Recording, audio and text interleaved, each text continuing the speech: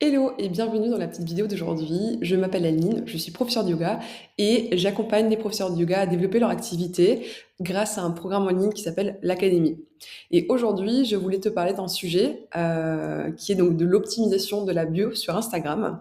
Et c'est vrai que je voulais en parler parce que c'est une erreur que je vois extrêmement fréquemment et c'est un petit détail qui fait quand même toute la différence. Donc, on y va. Alors, mes conseils pour optimiser ta bio, donc c'est assez simple.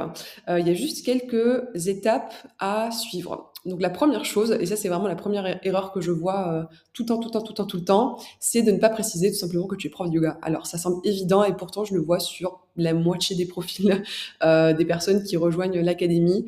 Après, bien évidemment, elles le changent, mais c'est vrai que c'est vraiment quelque chose que je recommande. Donc ici, comme tu peux le voir, moi j'ai mis donc Aline de Yogis on Road Trip. Et ici, j'ai mis coach business pour professeur de yoga. Donc ça, bien évidemment, il s'agit de mon Instagram. Donc ce que je te recommande, c'est de mettre prénom et nom. Et ensuite, professeur de yoga ou prof de yoga. Alors pourquoi? Tout simplement parce que depuis quelques temps, Instagram a un algorithme qui fonctionne un petit peu différemment, qui se base sur ce qu'on appelle le référencement naturel. Donc le petit robot, l'algorithme, est à la recherche de mots-clés. Donc quand tu notes professeur de yoga, alors je précise bien ici, je précise que c'est ici qu'il faut le mettre et pas ici au cœur du texte, c'est vraiment dans le titre. Parce que quand tu vas écrire professeur de yoga ou prof de yoga, quand quelqu'un va aller sur Instagram, sur la petite barre de recherche et écrire professeur de yoga ou prof de yoga, ben ton profil va apparaître. Ou du moins, il va apparaître avec les autres profils qui ont également mis professeur de yoga. Alors que si tu mets juste, j'ai n'importe quoi, Émilie avec ton nom de marque et que tu mets professeur de yoga ici, tu vas pas être bien référencé. Donc ça, c'est vraiment l'astuce hyper importante. Tu mets professeur de yoga ou professeur de yoga ici, à côté de ton nom et prénom ou de ton nom de marque. La deuxième chose, c'est de préciser où tu enseignes. Alors, encore une fois, ça paraît évident, mais pourtant, c'est surprenant le nombre de personnes qui ne l'écrivent pas dans leur profil. Donc, si tu enseignes à Montpellier, bah, tout simplement, précise que tu es à Montpellier. Si tu es sur Paris, de même. Surtout si tu fais des offres en présentiel. Si tu proposes que des cours en ligne, bien évidemment, là, c'est pas nécessaire. Mais si tu proposes des cours en présentiel, écris où est-ce que ces cours sont dispensés.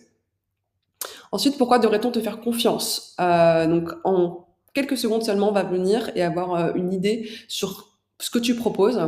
Généralement, en 3 secondes, on s'est déjà formé une idée de ce que, voilà, de ce que ce compte Instagram représente. Et donc, du coup, c'est important de créer de la crédibilité et de te positionner en tant qu'experte. Donc, par exemple, moi, j'ai mis plus de 15 000 visiteurs par mois sur le blog. Mais j'aurais pu aussi mettre j'ai accompagné plus de tel nombre de femmes. Donc toi, ce que tu pourrais mettre, c'est le nombre d'élèves que tu as accompagnés, par exemple. Voilà, c'est quelque chose qui fonctionne relativement bien, les chiffres. Donc c'est quelque chose que je recommande. Ensuite, quelle est ta niche? Quelle est ton expertise? Si tu es spécialisé plutôt en yoga prénatal, ou plutôt en yin, ou en pranayama, ou en méditation, ou peu importe en fait ta niche, précise-le. Faut que la personne, quand elle lise ta petite bio, bah, qu'elle se sente concernée par ce que tu dis, se sente identifiée, elle se dise ok, ça c'est un compte Instagram qui me parle parce que cette personne s'adresse directement à moi. Donc moi typiquement ma petite bio sur Instagram, quand quelqu'un arrive sur mon profil et que cette personne est professeur de yoga, directement c'est dit ah bah cool, là c'est un compte pour les professeurs de yoga, ça me parle, donc du coup je m'inscris et je vais suivre ce qui se passe un petit peu sur ce compte. Ensuite, je te recommande de mettre en avant la solution au problème de ton élève idéal. Donc moi, je mets en avant, j'aide les professeurs de yoga à développer leur activité en ligne et en présentiel.